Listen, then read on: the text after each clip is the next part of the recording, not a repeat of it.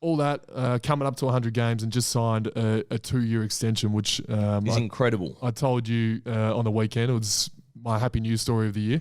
I'm incredibly proud of you. And I watched your interview on the lesser ranking show on the website. There's another show? Yeah, there's another show apparently. Talking Points, is it? Oh, was it? Okay. Sorry. And you said, to your own words, that you were asked to sort of shop around a little bit throughout your career, and especially at the end of last year. And I see it very similar to the Tom McDonald story, the way you came back, and you're a leader at the club now, and it's honestly the best news story of the year, seeing Alex Neal-Bullen, a guy who does a lot of the hard grunt work.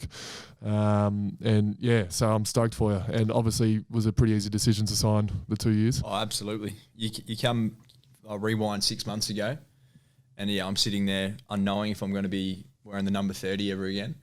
To be halfway through the season and be locked away for another 2 years, that for me is just a guaranteed ticket to sit in this footy club and know that I'm going to be part of whatever the next 2 years looks like. And yeah, never did I think twice about signing that, because that's an opportunity that I am very grateful for. How does that feel? Like, you're a passionate Melbourne man. I think there's no denying that. Like, Melbourne supporter.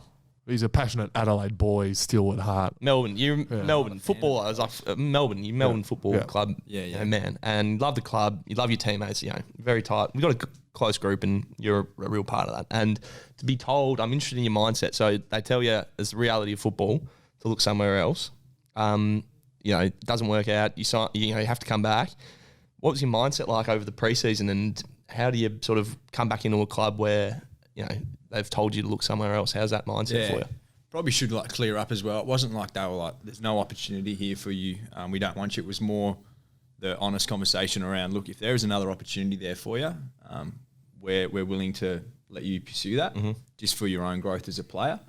And my first thought was, well, I respect the boys because they're giving me this information. It was in the trade period last year where there was some clubs that probably did it differently to what they did with me and Tommy. Yep. So I saw that straight away and thought, all right, they've got the respect there. It's obviously hard to hear and hard to give that information to me from both parties, but I just went away, absolutely worked my backside off, understanding if there is an opportunity out there, that I'll be in a good position if I go pursue that opportunity, or if I come back to the footy club, because I still had a year to go, that the sky's the limit. There's no limit on what I can do, but also what this team can do. And I always believed that I was a huge part of this footy club. And like you touched on, we came into the club together, and we've got that core group that I feel like drive this footy club, led by Maxi, and I want to be a part of that. And there's no reason why I'm sitting here now thanking myself. A lot of that came from the back of Goody's expectation when I came back. I touched on before, as soon as the trade period finished, literally within 2 minutes, he